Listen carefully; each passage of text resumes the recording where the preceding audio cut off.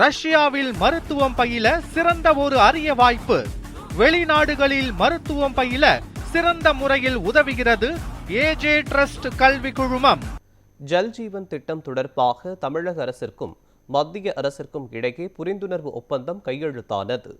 இது தொடர்பாக தமிழக அரசு வெளியிட்டுள்ள அறிவிப்பில், காணொலி மூலம் நடந்த கூட்டத்தில் டெல்லியில் இருந்து ஜல்ஜீவன் சக்தித்துறை அமைச்சர் பாட்டீலும் சென்னை தலைமை செயலகத்திலிருந்து முதலமைச்சர் விஜயும் கலந்து கொண்டதாகவும், அதில் ஜல்ஜீவன் திட்டம் தொடர்பாக புரிந்துணர்வு ஒப்பந்தம் கையெழுத்தானதாக தெரிவிக்கப்பட்டுள்ளது. இத்திட்டம் 2028ஆம் ஆண்டு டிசம்பர் வரை நீட்டிக்கப்பட்டுள்ளதாகவும் தமிழக அரசு கூறியுள்ளது. இதன் மூலம் தமிழகத்திற்கு முதற்கட்டமான 2177 கோடி நிதி கிடைக்கும் என்றும் அரசு தெரிவித்துள்ளது.